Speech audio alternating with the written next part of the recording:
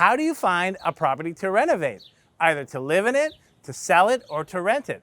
That's a great question, and in this video, the first in the series, we look at the why and how we bought this amazing property.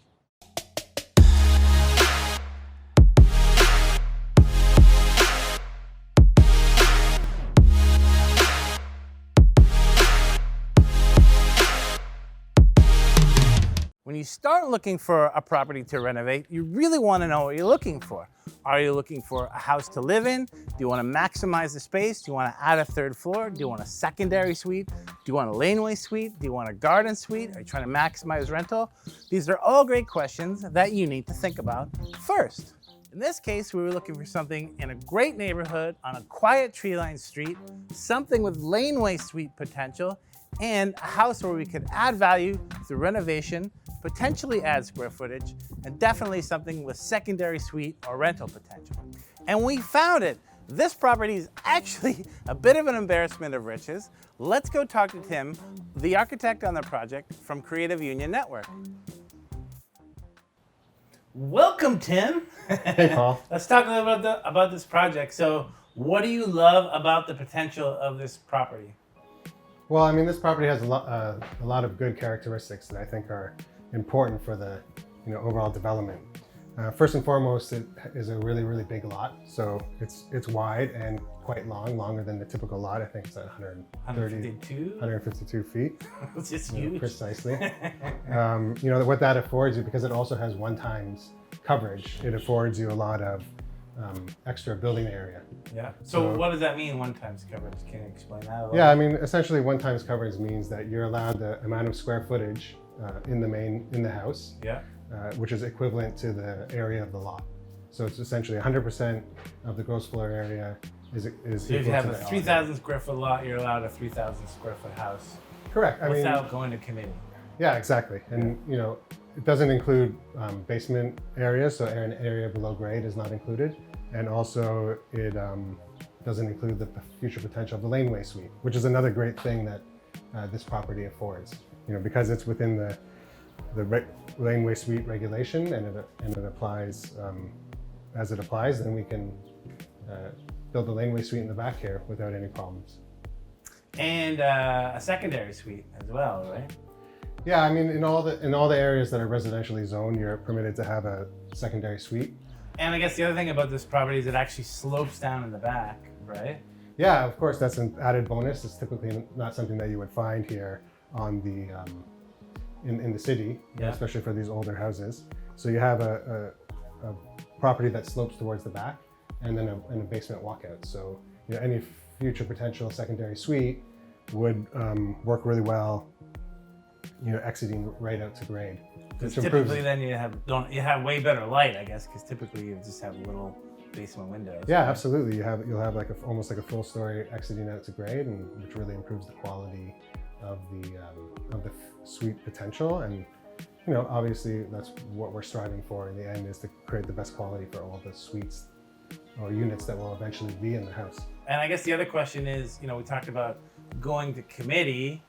Maybe you could sort of explain what that entails a little bit.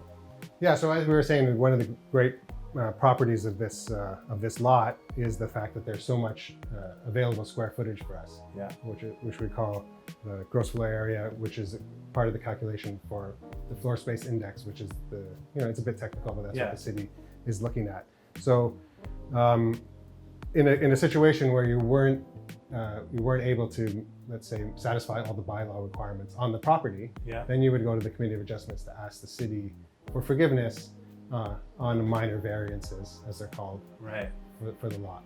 And that adds cost and definitely time. Yeah, there's a cost consideration because you have to pay city fees for the application, and obviously the professionals that you'd be paying to, well, me, potentially a planner, other kinds of people that are, depending on the scale and scope of the work. Yeah.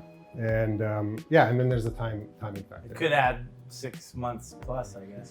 Yeah, depending on the how busy it is at the city, the time frame ranges, but it's between 3 and 6 months. Right. So it is a consideration when thinking about developing a property. Obviously, a little bit faster is better, but of course you have to make a value decision in terms of what is, is the extra three to 6 months worth the, the value of what you'd be getting back Totally. from it? Yeah. And I think the thing to highlight here is like you understand this stuff inside and out. Like it's the reason why you need people like you and I on a project like this, because there's a lot you're not saying about those setbacks, and there's length of the building. It's not just a simple like quick calculation. There's like a whole bunch of things you need to consider when you're thinking about a project like this. No, absolutely. I mean, I could bore you for hours talking about all the different bylaws and the rules that go around that are governing the property. Yeah. And those are important considerations. And if you don't have a professional that knows those rules and can guide you through the process, then you could find yourself hitting a snafu. Yeah, exactly. Something. And just so you know, before we bought this property, I called Tim and said, we're thinking about buying this property.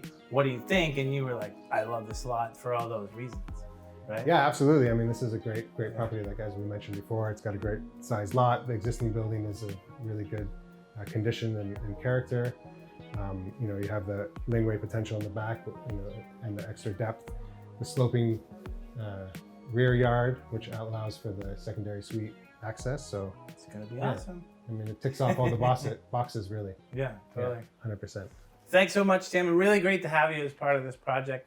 So excited to see what's coming. Thanks, Paul. My pleasure. When you're thinking about a renovation project like this, some of the key considerations are, what is the after reno value, ARV? Luckily in this neighborhood, the ARV is very high. What are the potential rents, really for mitigation, even if you're gonna live in it? And what level of fit and finish do you need to maximize the ARV? We bought this property for $1.3 million. One of the amazing deals I keep talking about. We're currently in the process of evaluating the financials for each option. Please subscribe to this channel to stay updated on this project. Follow us on social. Talk soon.